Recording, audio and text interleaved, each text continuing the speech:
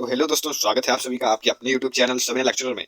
आज हम आपके लिए आए हैं मॉडल पेपर दोस्तों, रसायन विज्ञान का, जो कि 7 मार्च को 12th वालों का पेपर है। तो इसीलिए हम उनको एक मॉडल पेपर दिखाना चाहते हैं, जिससे कि वो जान सकें कि किस प्रकार का पेपर आने वाला है।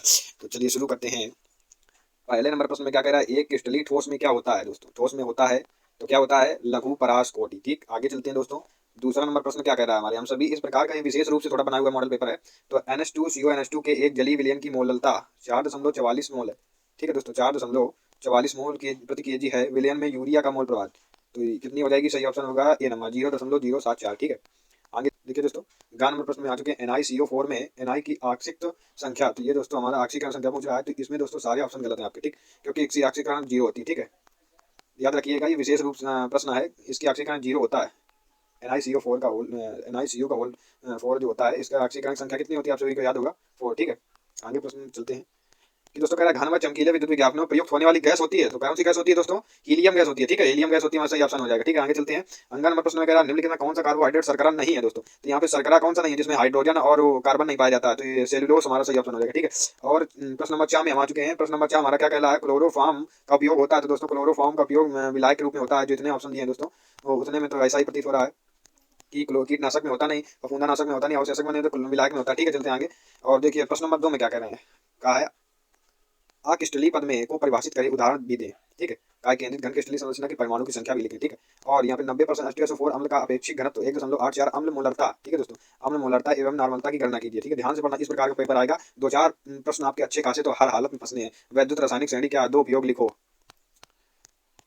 यूरिया के 0.5 मोलल जलीय विलयन का हिमांक क्या है दोस्तों? ठीक, जबकि जल का एफ के जो है KF है 1.86। ठीक है, आगे चलते हैं, आपको दिखाते हैं। ज़्यादा बड़ा नहीं है किंतु अच्छा सा पेपर तैयार किया गया।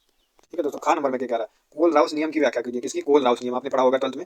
ठीक है, और भौतिक एवं रासायनिक अधिशोषण में अंतर लिखो। दोस्तों चैनल को जरूर सब्सक्राइब करना, अगर वीडियो अच्छी लगती है तो लाइक भी करना। घा नंबर में यद्यपि नाइट्रोजन +5 ऑक्सीकरण अवस्था दर्शाता है, वेस्ट हाईलाइट। ठीक है दोस्तों, नहीं बनाता कारण दीजिए, इसका कारण बताना किसका वेस्ट हाईलाइट का। ठीक है, आगे चलते हैं। प्रश्न नंबर 4 में हमारा क्या कह रहा है, लेनानाइड आकुंचन की तुलना में एक तत्व से दूसरे तत्व के बीच, ठीक है, क्या कह रहा है, एटेनाइड आकुंचन अधिक होता है।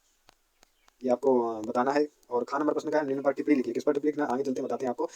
सबसे पहले अमीनो अपघटन, जो कि बहुत अच्छे से पढ़ा है आप लोगों ने, अमीनो अपघटन राइमा टीमन दूसरा। ठीक है, टिप्पणी लिखनी है, मतलब कि इसके बारे में कुछ लिखना है, गाटर मान कारण। ठीक है, और हुंस डीकर भी आप लोगों ने पढ़ा होगा, क्या हुंस डीकर?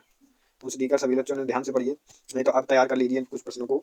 एनिलीन के नाइट्रकरण का समीकरण लिखो। ठीक है, एनिलीन का समीकरण लिखना है यहाँ पे। खा नंबर का कार्बोहाइड्रेट क्या होते हैं, उदाहरण एवं प्रकार का वर्णन कीजिए। कार्बोहाइड्रेट पूछ रहा है। प्रश्न नंबर 5 में हमारा आ चुके हैं। तो विलयन को परिभाषित कीजिए, कितने प्रकार के विभिन्न विलयन संभव हैं। ठीक है दोस्तों, खा नंबर क्या कर, रासायनिक अभिक्रिया के वेग पर प्रभाव डालने के कारकों का उल्लेख कीजिए। और खा के दूसरे नंबर प्रश्न में आकर एक यौगिक 1 मोल से प्रारंभ करने पर यह ज्ञात हुआ कि 1 घंटे में अभिक्रिया 3-4 पूर्ण हो जाती है, 3/4 पूर्ण हो जाती है वेग से। ठीक है दोस्तों, वेग स्थिरांक की गणना करो यदि अभिक्रिया प्रथम कोटि का अनुसरण करती है। गा नंबर प्रश्न जैसा कि एक लिखा गया है, क्लोरोबेंजीन के हैलोजन नाइट्रीकरण सल्फोनेशन तथा फ्रीडल काट अभिक्रिया के समीकरण लिखिए। उप संयोजन संख्या क्या होती है, उदाहरण दीजिए। निम्न में आयुपेशी नाम लिखिए। CONH3 5। ठीक है दोस्तों, जैसे कि यहाँ पे दिए CONH3 का होल 5 और C1 अंदर Cl अंदर ये दोस्तों हमारा, और बाहर Cl2 है। ठीक है, सही ऑप्शन, सॉरी क्या कह रहा हूँ मैं। दूसरा नंबर आयुपेशी किसका? Ke, और ब्रैकेट में दिए हैं FeN का होल 6। ठीक है, आगे चलते हैं। क्या कह रहा है कि NiNH3 का होल 6Cl2। ये सभी आपको क्या करना है, आयुपेशी नाम लिखना है। क्या करना है, आयुपेशी नाम लिखना है दोस्तों।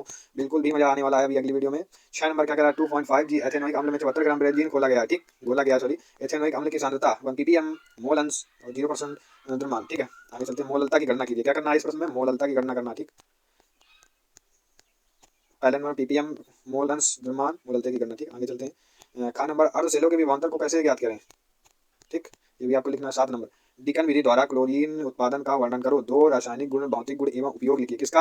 आपको 2 रासायनिक और भौतिक गुण लिखने हैं, उपयोग लिखने हैं। ठीक है, डिकन विधि द्वारा क्लोरीन के उत्पादन का, ठीक है, क्लोरीन के उत्पादन का वर्णन करना है। फिर उसके 2 भौतिक एवं रासायनिक उपयोग भी रखने हैं, जैसे कि पाठशाला में विलायक रूप में भी हम करते हैं। ठीक है, और एक और लिख देने, विटामिन क्या है। विटामिन दोस्तों क्या होता है, और विटामिन क्या है, और ग्लाइकोसाइड बंध एवं पेप्टाइड बंध। ठीक है दोस्तों, में अंतर बताइए, इसमें अंतर बताना। तो विटामिन क्या होता है दोस्तों, हमारे शरीर में पाया जाता है पेप्टाइड बांडों से जुड़ा हुआ अवशेष होता है, जो कि अमीनो एसिड का होता है, अवशेष होता है। ठीक है, हमारे शरीर में पेप्टाइड बांडों द्वारा, ये पेप्टाइड बांड लिखा है, पेप्टाइड बांडों द्वारा जुड़ा हुआ अमीनो एसिड अवशेष जो होता है, उसी को हम क्या कहते हैं, विटामिन कहते हैं।